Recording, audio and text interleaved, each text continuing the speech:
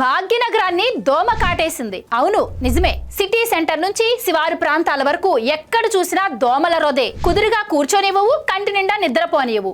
Mini వ్యాంపైర్ల రక్త పిశాచాల్లాగా హైదరాబాద్ ప్రజల రక్తాన్ని పీలుస్తూ వాళ్ళని రోగాల పాలు చేస్తున్నాయి. మెట్రో సిటీస్ అని మురిసిపోతున్నాం కానీ హైదరాబాద్ ను ఇప్పుడు దోమలు పాలిస్తున్నాయి.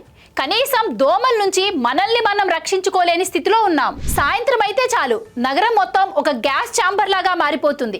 హస్తినాపురం నుంచి ఉప్పల్ దాకా ఎక్కడ చూసినా డ్రైనేజీలు పొంగి పొర్లుతున్నాయి, చెత్త కుప్పలు కుళ్ళిపోతున్నాయి. ఇంట్లో కుదురుగా కూర్చునే పరిస్థితే లేదు. కిటికీలు మూసినా, మస్కిటో కాయిల్స్ వెలిగించినా నో యూస్. చిన్నపిల్లలు, గర్భిణీలు డెంగ్యూ, మలేరియా బారిన పడి ఆసుపత్రుల్లో పాలవుతున్నారు.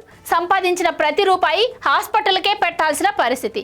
ఒకవైపు దోమలు రక్తాన్ని పీలుస్తుంటే మరొక వైపు ఈ ప్రైవేట్ హాస్పిటల్స్ ఏమో భారీ దోపిడీతో ప్రజల ప్రాణాలు తీస్తున్నాయి. రాజమౌళి లాంటి స్టార్ కొడుకే హైదరాబాద్ లో షూటింగ్ నరకంగా ఉంది, ఈ దోమల బాధ భరించలేకపోతున్నాము అని పోస్టులు పెడుతున్నాడంటే ఇక బస్తీలో ఉండే సామాన్యుల పరిస్థితి ఎలా ఉంటుందో మీరే ఊహించుకోండి. ఇంతలా ప్రజలు ఇబ్బంది పడుతుంటే అధికారులు, జిహెచ్ఎంసీ సిబ్బంది ఏం పట్టినట్టు వ్యవహరిస్తున్నారు. నెలలు గడుస్తున్నా గల్లీల్లో ఫాగింగ్ చేయరు.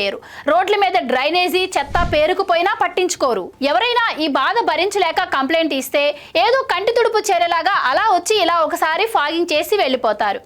ఇక ఎవరైనా గట్టిగా వెళ్ళి నిలదీస్తే మా దగ్గర సిబ్బంది లేరు, మందులు లేవు అని చెప్పి నిర్లక్ష్యంగా సమాధానమిస్తున్నారు. ప్రజలు కూడా మనకెందుకులే అని జిహెచ్ఎంసీ సిబ్బంది కోసం వెయిట్ చేయకుండా మన ఇంటి పరిసరాలను పరిశుభ్రంగా ఉంచుకొని అలాగే నీటి నిల్వలు లేకుండా చూసుకోవడం మనవంతు బాధ్యత. ఇది కేవలం పారిశుద్ధ్య లోపమే కాదు, ప్రజల ఆరోగ్యంపై జరుగుతున్న దాడి. ఇప్పటికైనా అధికారులు నిద్ర లేవకపోతే భాగ్యనగరం కాస్త రోగాల నగరంగా మారుతుంది. మీ చుట్టుపక్కల కూడా ఇలాంటి వాతావరణం ఉందా? మీరెళ్ళి అధికారులకు కంప్లైంట్ ఇచ్చారా? వాళ్ళు ఎలాంటి సమాధానం ఇచ్చారు అని ఈ వీడియోపై మీ అభిప్రాయాన్ని కామెంట్స్ లో చెప్పండి.